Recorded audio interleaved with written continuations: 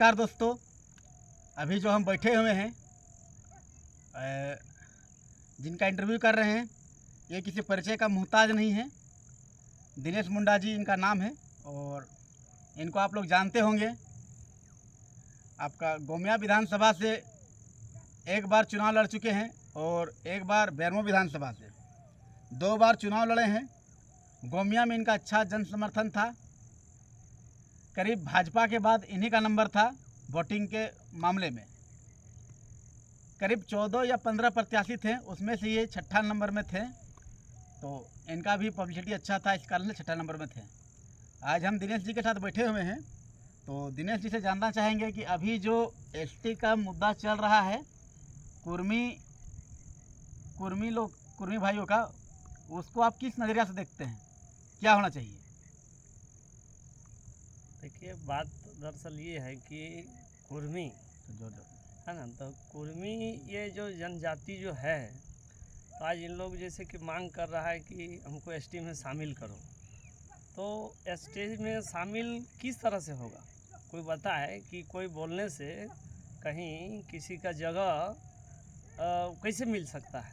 Actually क्या है कि एसटी का मतलब समझना होगा कि एसटी क्या है, कौन है, कहाँ से आया। ये कहीं पर्वत से पैदा नहीं हुआ, ये जमीनी स्तर का ये धरती पुत्र है, ये धरती से जन्मा हुआ आदमी है। अब वैसा जो जन्म जो लिया है, जिसका अधिकार है इस जगह पर, वही इसका मूल मालिक, मूल अधिकार उसी का है, वो मेन मालिक है। तो अंग्रेज आके हम लोग का यहाँ तरह तरह का नियम और कानून बना दिया। नहीं तो जिस विधि और परिधान से हम लोग देश में जो व्यवस्था कानून जो हमारे पास जो था, जो मानकी मुंडा जो प्रथा जो है अभी भी जैसे लागू किया, सब कोई अमन चैन से जीरेगा, किसी तरह से कोई परेशानी नहीं है। आज सबसे बड़ा परेशानी है रोजगार की। तो रोजगार में देखा जाए तो आज देखिए कि आज जितना एसटी जो सुरक्षित है, अपना मैंने काम करके संतुष्टि रहता है। जो एक सरल स्वभाव का व्यक्ति है, जो किसी से लड़ाई झगड़ा, किसी से लूट खसोट कभी नहीं सिखाई, जो है 10 रुपया 20 रुपया 100 200 500 जितना अरबों है, तो उसने में संतुष्ट है। अब ये दूसरा जनजाति कहे कि नहीं, उसका हम पैसा लेने के लिए, उसका हम ये लेने के लिए, धन संपत्ति लेने के लिए उस पर जो अड़ेंगे, तो ठीक बात नहीं है। उसके अनुसार देखा जाए तो हर एक मामले में मजबूत है। अब मजबूत, आप खुद कमज़ोर हैं, अब कमज़ोर है तो मजबूत बनने के लिए सीखिए ना, काम करने के लिए सीखिए। जैसे कि हम जानना चाह रहे हैं कि आप देख रहे होंगे कि एसटी का जो सीएनटी ज़मीन लगता है, सो कुर्मी का भी ज़मीन में सीएनटी लगता है, तो उन लोग का भी एसटी होगा तब तो उनका ज़मीन में सीएनटी लगता है। हाँ, तो ये तो मतलब कि एक तो देखा जाएगा संवैधानिक तौर पर किसका किसका क्या नियम है। अभी एसटी उन लोग जैसे कि कुछ जगहों में, जैसे बंगाल में एसटी का किस तरह करके उसको भी कुछ फ़ायदा मिलता है, तो वही वाला देख के सोच रहा है कि हम झारखंड में भी इसका फ़ायदा हम ले लें, लेकिन यहाँ ऐसा नहीं होने वाला। अभी जैसे कि झारखंड हो गया, बिहार हो गया, उड़ीसा हो गया, शायद इन लोग ये 3-4 राज्य मिल के ये एसटी के लिए आंदोलन कर रहा है। अच्छा, और एक बात है कि एसटी, मान के चलिए एसटी यदि इन लोग भी बनता है, ठीक है, नो डाउट, यदि बनता है तो कोई दिक्कत नहीं है, लेकिन यदि बनता है तो एसटी का जो ये है, एसटी जो अभी पहले से है और जो अभी भी एसटी मतलब ही अब थोड़ा सा ये होता है, और उन लोगों का क्या नौकरी वोकरी में रहेगा इन लोग आने के बाद? हमको तो नहीं लग रहा है कि वो इनसे बीट कर पाएंगे इनको, क्योंकि इनका मानसिक डेवलपमेंट हो चुका है हर तरह से। देखिए, मेन बात है कि जो एसटी का जो काम है वो ये कुर्मी आदमी नहीं कर सकता है, क्लियर सी बात।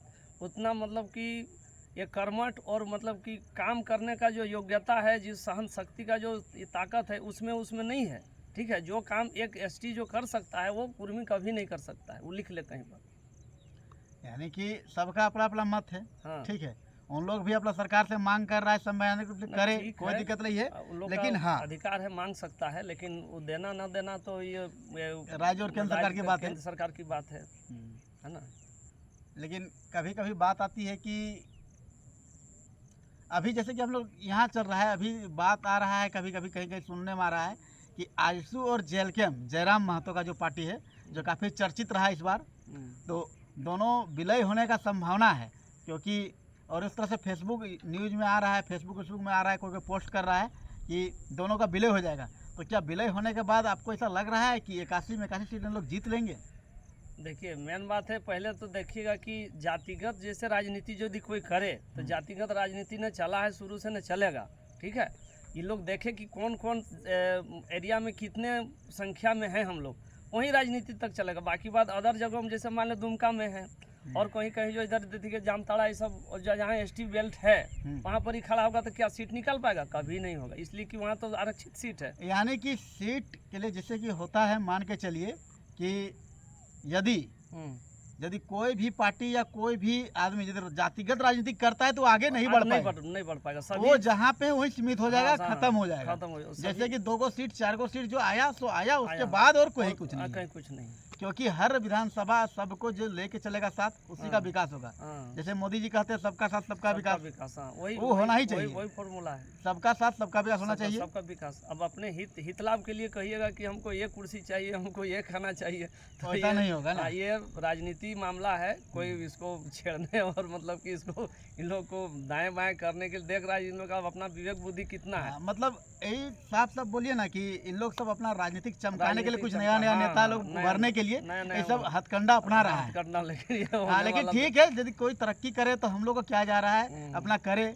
लेकिन हाँ, गंदा राजनीति करके आगे ना आए, सबको साथ लेके चले, सबका साथ सबका विकास। धन्यवाद।